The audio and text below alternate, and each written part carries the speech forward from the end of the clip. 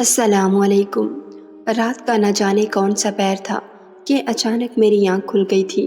کمرے میں نیم تاریکی تھی۔ میں چند لمحے آنکھ کھلنے کا سبب سوچتی رہی۔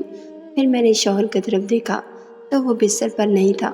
شاید وہ واش روم میں تھا، کیونکہ واش روم کا دروازہ بند تھا اور دروازے کے نیچے سے روشنی کی لکیر دکھائی دے رہی تھی۔ میں دوبارہ سونے ہی لگی تھی کہ اچانک میری سماعت میں ایک کھٹی کھٹی چیخ پڑی۔ میں بے اختیار اچھل پڑی۔ یوں لگ رہا تھا جیسے کسی کا گلا گھونٹا جا رہا ہو۔ میں جلدی سے اٹھی اور حواس باختہ نظروں سے دروازے کی طرف دیکھنے لگی۔ چیخیں ہمارے کمرے کے باہر سے سنائی دے رہی تھیں۔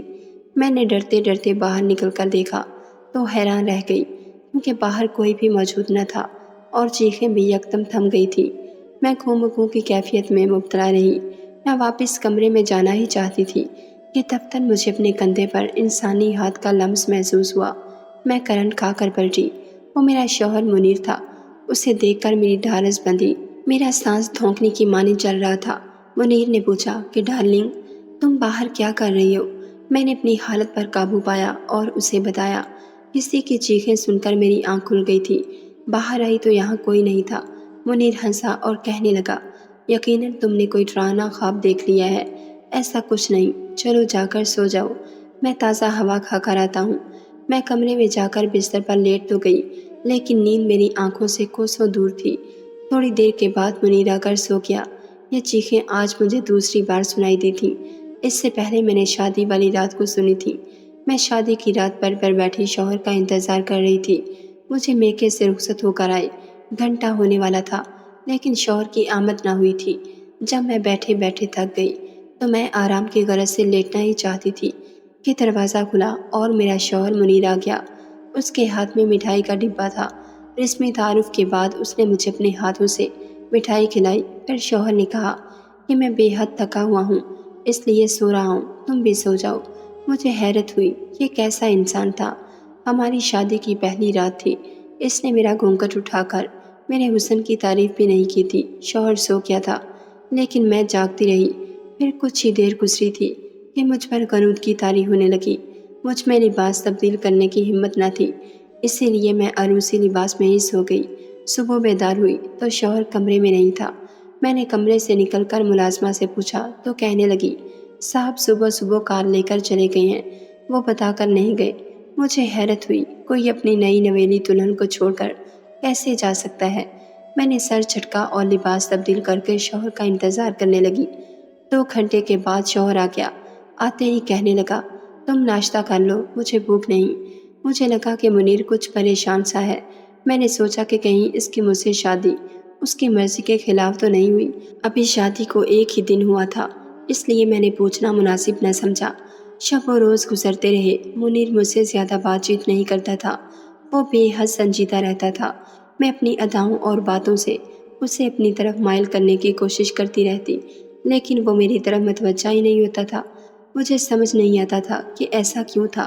جب بیوی نہیں کسی مجسمے کی ضرورت تھی تو پھر مجھ سے کیوں شادی کی تھی؟ میں نے غور کیا تھا، وہ پریشان اور الجھا الجھا سا دکھائی دیتا۔ وہ صبح آفس جاتا اور شام 6 بجے گھر آتا۔ میں سارا دن کمرے میں اکیلی بیٹھی بور ہوتی رہتی۔ ملازمہ گھر کے کام کاج میں مصروف رہتی تھی۔ میرے ساس اور سسر تو یہاں نہیں تھے، وہ گاؤں میں رہتے تھے۔ میں نے اپنی زندگی میں کبھی سوچا بھی نہ تھا کہ میرے اپنے میرے ساتھ فراڈ کر سکتے ہیں، مجھے اس طرح دھوکہ دیں گے کہ میرے وہم و گمان بھی نہ ہوگا۔ جب اپنے ہی مان بھروسہ توڑ دیں تو بہت افسوس ہوتا ہے۔ میری منیر کے ساتھ شادی ارینج میرج تھی۔ میرا تعلق غریب گھرانے سے تھا۔ میں اپنے ماں باپ کی اکلوتی بیٹی تھی۔ ابا اور اماں دونوں مل کر مزدوری کرتے تھے۔ منیر کا رشتہ کرانے والی ماسی کے توسط سے آیا تھا۔ لڑکا اکلوتا اور بہت امیر تھا اور اسے شادی کی جلدی تھی، اسی لیے میرے والدین نے میری شادی کرنے میں دیر نہ کی تھی۔ انہوں نے دیکھا کہ لڑکا امیر ہے اور ہماری بیٹی ساری زندگی خوش اور عیش کرتی رہے گی۔ ایک دن میں نے منیر سے اس کی پریشانی کی وجہ پوچھ ہی لی۔ پہلے تو وہ بتانے پر راضی نہ ہوا۔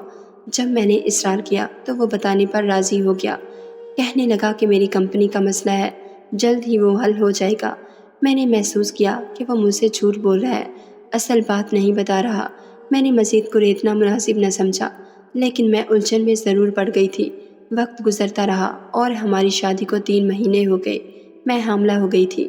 اس بارے میں جب میں نے منیر کو بتایا تو وہ بہت خوش ہوا، اس کی آنکھوں میں چمک ابھر آئی۔ وہ مجھے اپنا بہت سارا خیال رکھنے کا کہنے لگا۔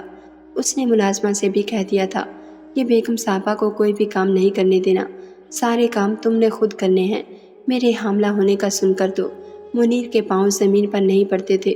وہ یوں خوش تھا جیسے اسے قارون کا خزانہ مل گیا ہو۔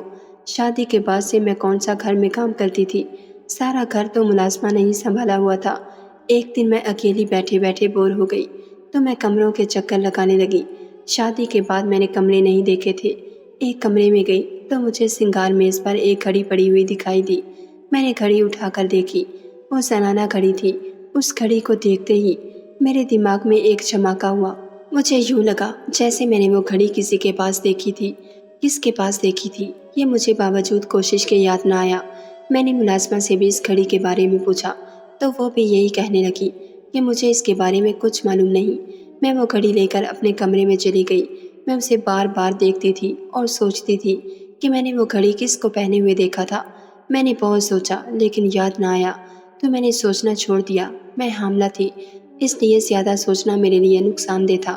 شام کو منیر گھر آیا اور میں نے اسے گھڑی دکھائی اور بتایا کہ میں نے یہ گھڑی کسی کو پہنے ہوئے دیکھی تھی لیکن مجھے یاد نہیں آ رہا۔ یہ سننا تھا کہ یکدم منیر کے چہرے کی رنگت اڑ گئی۔ اس نے مجھ سے گھڑی لے کر پوچھا، یہ تمہیں کہاں سے ملی؟ میں نے بتایا کہ ساتھ والے کمرے میں سنگار میز پر پڑی تھی۔ وہ چند لمحے گھڑی کو غور سے دیکھتا رہا، پھر کہنے لگا کہ اوہ ہاں، یاد آیا، یہ گھڑی ملازمہ سکینہ کی بیٹی کی ہے۔ جب وہ میٹرک میں اچھے نمبروں سے پاس ہوئی تھی تو میں اس کے لیے گفٹ لایا تھا۔ منیر کی بات سن کر مجھے حیرت ہوئی۔ میں نے جب ملازمہ کو گھڑی دکھائی تھی تو اس نے صاف انکار کر دیا تھا۔ اب منیر کہہ رہا تھا کہ وہ گھڑی اس کی بیٹی کی ہے۔ اگلے دن جب میں نے یہی بات ملازمہ سے پوچھی تو وہ گڑبڑا گئی اور آئیں بائیں شائیں کرنے لگی کہ شاید مجھے یاد نہیں تھا، اس لیے میں گھڑی کو پہچان نہیں پائی۔ دراصل مجھے بھولنے کی بیماری ہے۔ مجھے اس کا لہجہ بھی کھوکھلا محسوس ہوا تھا۔ وہ گھڑی اب منیر کے پاس تھی۔ اس نے کہا تھا کہ جب ملازمہ کی بیٹی گاؤں سے واپس آئے گی تو میں اسے دے دوں گا اور اس کی سرزنش بھی کروں گا کہ اس نے گھڑی کی حفاظت کیوں نہ کی۔ ملازمہ کی کوئی بیٹی نہ تھی، وہ بیوہ اور بانجھ عورت تھی۔ وہ اس وقت سے منیر کے گھر ملازمہ تھی جب منیر نیا نیا شہر میں پڑھنے آیا تھا۔ وہ ملازمہ منیر کے گاؤں کی رہنے والی تھی۔ مجھے اس کی بیٹی نہ ہونے کا اس طرح پتہ چلا کہ ایک دن میں کسی کام سے اس کے کوارٹر چلی گئی تھی۔ وہ کمرے میں بیٹھی خود سے باتیں کر رہی تھی کہ شکر ہے صاحب نے بات سنبھال لی، ورنہ بیگم صاحبہ تو بال کی کھال اتار دیتی۔ جب میں ہوں ہی بانجھ تو میری بیٹی کہاں سے آئے گی؟ مجھے غصہ تو بہت آیا تھا لیکن میں نے ملازمہ سے اس حوالے سے کوئی بات نہیں کی۔ میں بے حد الجھ گئی تھی۔ آخر منیر نے مجھ سے کیوں کہا تھا کہ وہ گھڑی ملازمہ کی بیٹی کی ہے جبکہ اس کی تو کوئی بیٹی ہی نہیں تھی؟ وقت گزرتا رہا اور میرے حمل کو 2 مہینے ہو گئے۔ میں اپنا بے حد خیال رکھ رہی تھی۔ میں بھی ماں بننے کے تصور سے بہت خوش تھی۔ منیر ایک محبت کرنے والا شوہر ثابت ہوا تھا۔ اس میں بہت تبدیلی آ گئی تھی لیکن کبھی کبھی وہ بے حد سنجیدہ اور اداس دکھتا تھا تو میں سوچنے پر مجبور ہو جاتی۔ پوچھتی تو وہ ٹال مٹول سے کام لیتا۔ ایک رات ہم سوئے ہوئے تھے کہ رات کے کسی پہر میری آنکھ کھل گئی۔ میری سماعت میں کسی کی گھٹی گھٹی چیخیں سنائی دی تھیں۔ پتہ نہیں یہ میرا وہم تھا یا حقیقت۔ میں نے منیر کی طرف دیکھا تو وہ بستر پر موجود نہیں تھا۔ واش روم کی لائٹ بھی آف تھی۔ مجھے خوف محسوس ہوا۔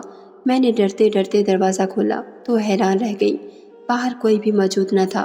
پھر کس کی چیخ کی آوازیں تھیں؟ منیر کہاں تھا؟ باہر ذہن میں گہری تاریکی پھیلی ہوئی تھی اور مجھے تاریکی سے ڈر لگتا تھا، اس لیے میں دروازہ بند کر کے بستر پر لیٹ گئی۔ میرا دل زور زور سے دھڑک رہا تھا۔ کچھ ہی دیر گزری تھی کہ منیر آ گیا۔ اس نے مجھے بیدار دیکھا تو پوچھے بغیر نہ رہ سکا، سمینہ تم کیوں جاگ رہی ہو؟ کیا پھر سے کوئی ڈراؤنا خواب دیکھ لیا ہے؟ وہ میرے پاس بیٹھا تو میں نے بتایا کہ مجھے سوتے میں کسی کی چیخ سنائی دی تھی تو میری آنکھ کھل گئی۔ منیر ہنسا اور کافی دیر تک ہنستا رہا، پھر کہنے لگا، ہاں میں بھی اسی چیخ کی آواز سن کر ہی بیدار ہو گیا تھا۔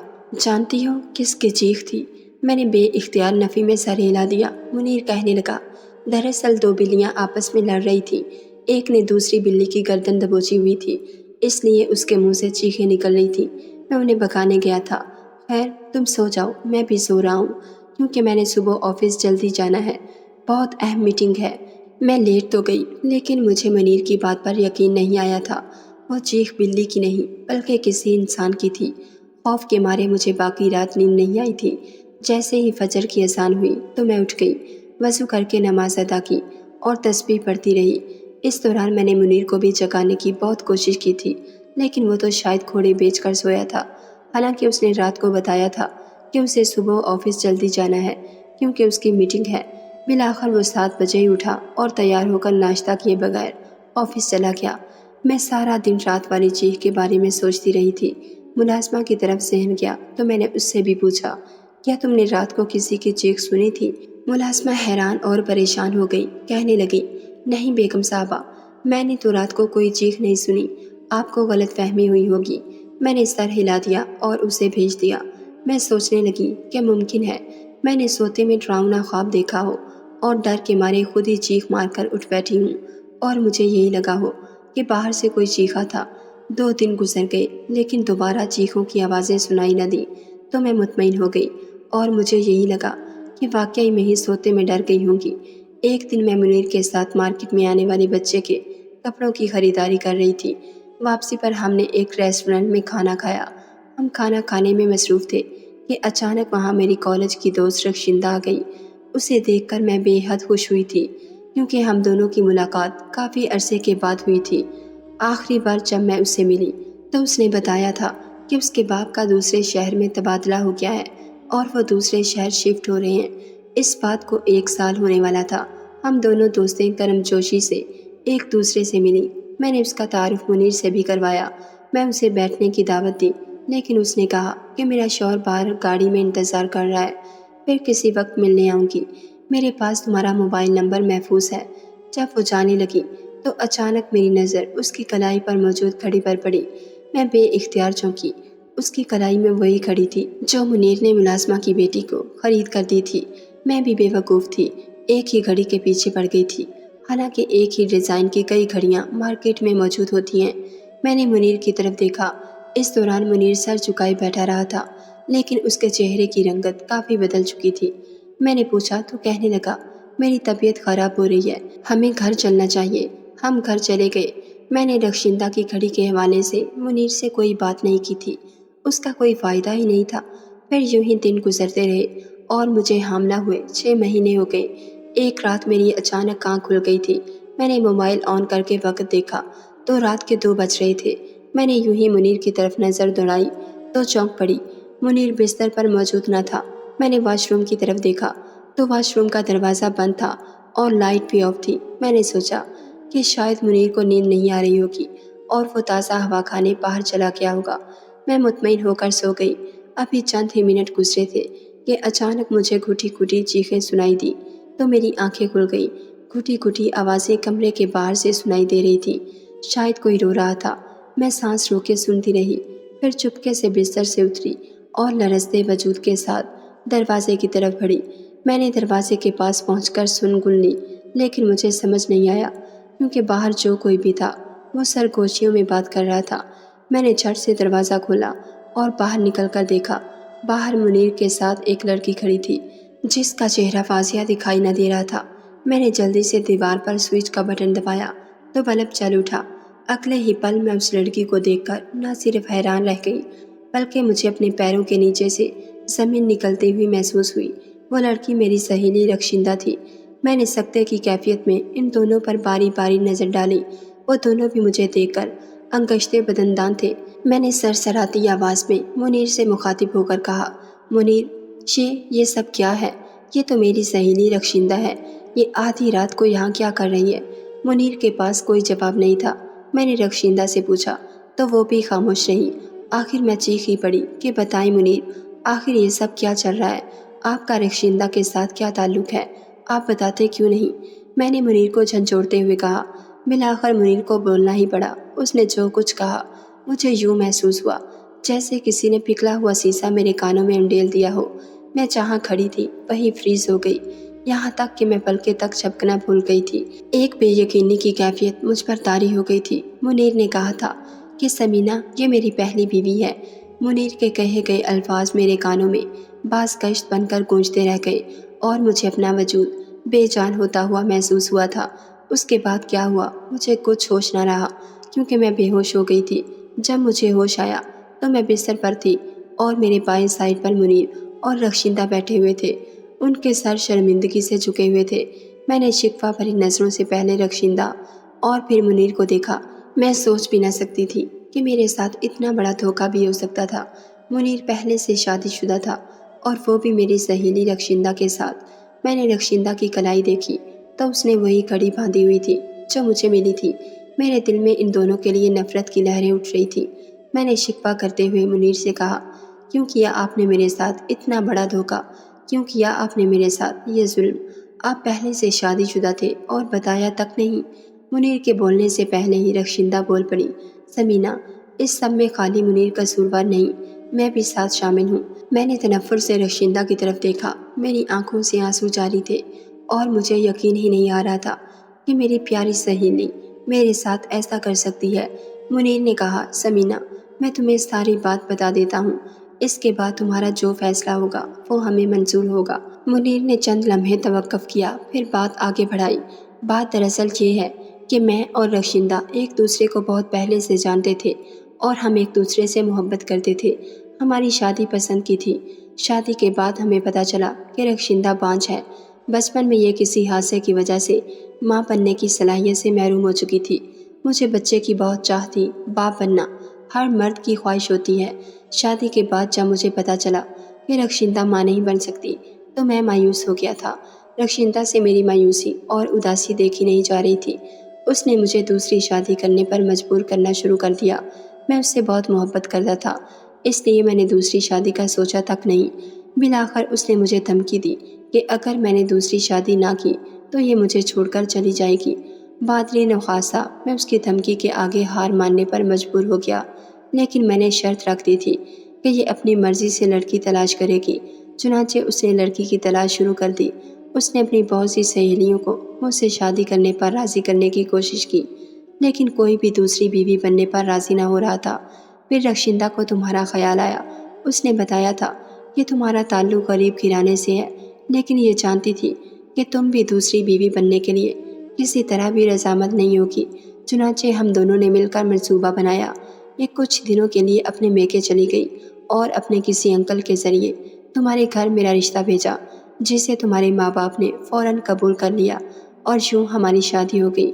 शादी की रात मैंने रक्षिंदा से कहा था कि मैं तुम्हें सब कुछ सच बता दूंगा, लेकिन रक्षिंदा ने मुझे अपनी कसम दी थी कि मैं तुम्हें सच ना बताऊं, वरना तुम नाराज़ हो जाओगी। मैंने उसे समझाने की कोशिश की थी कि आखिर एक ना एक दिन सच्चाई सामने ज़रूर आएगी, तब क्या होगा। रक्षिंदा मेरी बात समझ गई थी, लेकिन डरी हुई थी। शादी के दिन से ही मुलाजमा के क्वार्टर में रह रही थी। ये रोज़ आधी रात को मेरे पास आती कि मैं तुम्हें सब कुछ सच बता दूं, जो होगा देखा जाएगा। उसे तुम पर बहुत मान और यकीन था। ये कहती थी कि जब सच्चाई तुम्हारे सामने आएगी तो खफा होगी, लेकिन मान जाओगी। इसके बाद मैं डरा हुआ था और तुम्हें सच्चाई बताने से डरता था। जब तुमने घड़ी का जिक्र किया तो मैं डर गया था, क्योंकि वो घड़ी रक्षिंदा की ही थी और तुमने बहुत याद करने की कोशिश की, लेकिन तुम्हें याद ना आया था। जब रक्षिंदा को पता चला कि तुम माँ बनने वाली हो तो ये बहुत खुश हुई थी। मैं मानता हूँ कि हमने तुम्हारे साथ धोखा किया, लेकिन हमारा इरादा गलत नहीं था। अब चूंकि तुम्हें सच्चाई पता चल चुकी है, इसलिए मैं सब कुछ तुम पर छोड़ता हूँ। तुम जो फैसला करोगी हमें कबूल होगा। अगर तुम मुझसे अलहदगी इख्तियार करना चाहोगी तो मुझे कोई एतराज़ नहीं। इतना कहने के बाद मुनीर खामोश हो गया। उसने बड़ी खूबसूरती से बॉल मेरी कोट में फेंक दी थी और मैंने अश्कबार आंखों से शर्मिंदगी से सर झुकाए बैठी रक्षिंदा की तरफ देखा।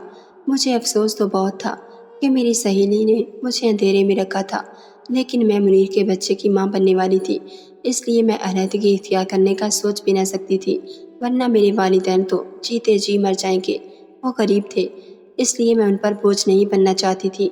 मैंने फैसला दे दिया कि मुझे अलहदगी नहीं चाहिए, मैं इन दोनों के साथ रहूँगी। मेरे फैसले पर रक्षिंदा बहुत खुश हुई थी और उसने मुझे गले से लगा लिया था। अब हम दोनों सहेलियों के साथ साथ सौतन भी बन गई थी, लेकिन हमने कभी एक दूसरे को सौतन नहीं समझा था। 9 महीने के बाद अल्लाह ने मुझे चांद सा बेटा अता किया था, जिसका नाम हमने अब्दुल रहमान रखा। अब्दुल रहमान हम सब की आंखों का तारा था और हमारी ज़िंदगी ہنسی خوشی گزرنے لگی تھی۔